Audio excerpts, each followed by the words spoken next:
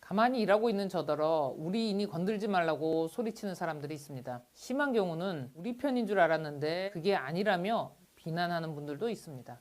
아니, 이 사람들 무슨 세금 땡겨서 개돼지 양식장이라도 차렸습니까? 일하는데 도와준 것도 없는 사람들이 왜 이런 소리를 하는지 모르겠습니다. 어차피 대중들은 개돼지입니다. 그럼 뭐하러 개돼지들한테 신경을 쓰시고 그러십니까? 적당히 지저대다가 알아서 조용해질 겁니다. 아무튼 이런 헛소리와는 별도로 오늘은 그 우리 인이 빼고 세금으로 밥 먹고 사는 사람들이 어떻게 헬조선을 만들고 있는지에 대해 이야기해 보겠습니다. 정권을 갈아타며 위세 등등하게 철밥통을 키워나가는 부역자들에 대한 이야기입니다. 다시는 대통령이 이 나라의 주인인 국민으로부터 부여받은 권한을 함부로 남용하여 국정을 혼란에 빠뜨리는 불행한 일이 반복되지 않도록 경계하기 위해서라도 피고인에게 엄중한 책임을 묻지 않을 수 없다. 여러분 모두 이 문장 기억나시죠? 전직 대통령 2명이 현재 감옥에 가게 된 사연입니다. 동일한 판결문이죠. 그런데 그 동일한 처벌 기준을 왜 실무 부역자들에겐 적용 안 시키는 것인지 도무지 이해가 안 됩니다. 자, 장관들 모가지가 날아갔어요. 농단은 최고 권력자 혼자서 할 수 있는 일이 아닙니다. 장관, 차관, 실장, 국장, 과장 등등 하다못해 산하기관장과 감사, 직원들까지 합을 맞추지 않으면 못하는 일입니다.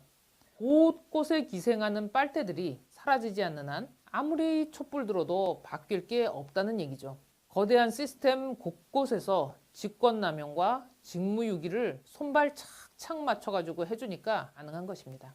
그럼 장관 모가지는 왜 날렸어? 장관 목 날렸으면 다 됐다 이거야? 장관 목 날린 이유가 있을 거 아니야. 그 이유를 근본적으로 파헤치는 거 그게 우선 아닌가? 어떻게 장관만 바뀌고 다 그 자리에 앉아있네? 그럼 아무것도 안 바꾸고 그거 똑같은 거 반복하려고? 농단을 기획했으면 문서 만든 사람 있고 문서 만들었으면 실행한 실무자 있고 다 했네? 그러면 그들에겐 아무런 책임도 묻지 않는다. 뭐 이런 코미디가 세상에 어딨어? 웃기고 싶으면 개그맨을 해야지 왜 거들어가 앉아있는 거예요? 가장 걱정하고 주의를 기울여야 할 부분이 바로 이런 상황입니다. 그 사람들에겐 리스크가 없어요. 어차피 책임은 안 지고 혜택은 있으니까 철밥통 소리를 듣는 거죠. 그거요 위에서 시키는 일이고 시스템의 일부라서 어쩔 수 없었어요. 장차관 목이 4개나 날아갔으면 그만하면 된 거 아닙니까? 라고 변명들 하는데 이거 다 개 헛소리입니다. 안 하려면 안 할 수 있었는지 안 하고 싶어도 어쩔 수 없이 해야 했었는지를 먼저 체크해야 합니다. 근데요 그거 제가 확실히 압니다. 그 사람들요 분명히 NO라고 말할 수 있었던 말하려면 말할 수 있었던 그 자리에 있었습니다. 그래서 그들은 자발적인 부역질이고 이적질을 한 것이라고 볼 수밖에 없습니다. 제가 겪은 현장 이야기를 좀 해볼게요. 공무원이 제일 무서워하는 게 바로 공문입니다. 증거가 남거든요. 공문 보낸다고 했더니 세종시에서 서울까지 득달같이 달려온 적이 있습니다. 그런 거 보내지 말고 말로 하자고요. 또 제가 문화창조 융합벨트 단장 시절에 겪은 이야기입니다. 1,300억을 3달 만에 말도 안 되는 사업들에 집행을 했는데 왜 결제 시스템이 없냐? 라고 했더니 우린 증거를 남기지 않아요 라고 답변한 문체부 국장의 말이 아직도 생생합니다. 진짜 그 당시에 증거 안 남기려고 아주 발악을 했습니다. 이러니까 쓰레기 소리 듣는 거 아니야. 한술 더 떠서요. 산하기관인 저희 조직의 간부는 여기는 정의로운 일을 하는 곳이 아니라 위에서 시키는 일을 하는 곳이라고 말합니다. 나아가 감히 중앙부처에 대들고 권력 실세의 심기를 어지럽혔다고 기관장 해촉을 선동합니다. 공공기관 운영에 관한 법률이 엄연히 있는데도 알아서 무시하는 게 마치 무슨 효도 쿠폰이라도 모으나 봅니다. 게다가 감사실에 뭘 고발하면 자기 소관 아니니까 네가 직접 통장 까고 경찰에 수사 요청하라고 말합니다. 그럼 너 여기 왜 있는 건데? 감사가 땡큐 할 때 그 감사가 아니야. 그게 무슨 고기 덩어리에 붙이는 이름이냐? 고기가 이상하단다. 가게 문 닫아라. 새끼가 진짜 아주 직무유기의 교과서로 보이지 않습니까? 제 생각에 공무원들이 이런 행동을 멋대로 할 수 있었던 이유는 아무 리스크 없이 편히 살기 때문인 것 같습니다. 자체 조사했더니 별 문제 없다고 하고 해외 연수도 보내주고 진급도 시키고 할 거 다 하고 있습니다. 그러면 높으신 분들은 범죄 혐의가 있으니까 모가지 날아가고 잡혀 들어간 건데 범죄 행위를 돕거나 방조한 사람들 그 사람들은 뭐냐고요. 선택의 갈림길에서 본인에게 이익이 되니까 방조한 거잖아. 그럼 그런 걸 바라보는 나머지 공무원들은 물론 산하기관 직원들은 도대체 뭘 배우겠습니까? 암묵적으로 부패의 매뉴얼이 세뇌되는 것이죠.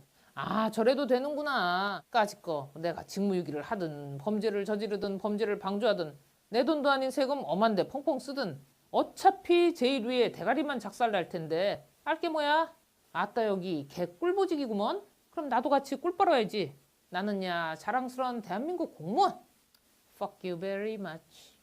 국가가 공무원에게 철밥통 주는 이유는 아무리 두들겨도 안 깨지니까 솔선수범의 리더십을 보이라는 뜻입니다. 겪어보니 리스크 없는 철밥통은 썩은 밥만 지어내니까 헬조선이 되는 것 같습니다. 한편 이런 잘못된 행정을 감시하는 곳이 국회인데 국회의원들도 리스크가 없으니까 국감 때만 반짝 질문하고 카메라 세례만 받고 그 후 문제는 해결이 되든 말든 내팽개쳐지는 현실입니다. 악순환이죠.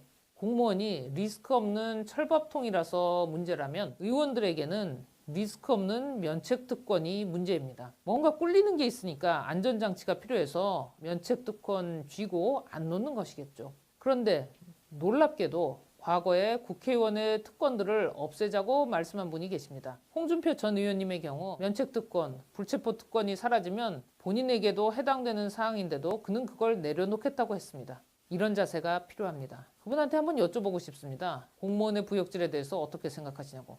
다 목치고 싹 갈아엎어버리자 라고 하시면 저도 바로 홍카콜라 애독자가 될 것 같습니다. 솔선수범의 리더십이 있는 한 헬조선은 없습니다. 다만 부역자들이 아직도 헬 시스템을 움켜잡고 있을 뿐입니다. 이제 정책 실패의 실무 책임자, 농단 부역자가 옷 바꿔 입고 승진하고 유관기관장 되고 다시 최고위직으로 컴백하는 그런 사슬을 끊어야 합니다. 리스크 없는 특권은 부패하기 마련입니다. 오늘 얘기 요약하겠습니다. 썩은 철밥통은 씻어도 냄새난다. 그냥 용광로에 쳐 넣어라. 끝. 감사가 땡큐 할 때 그 감사가 아니야.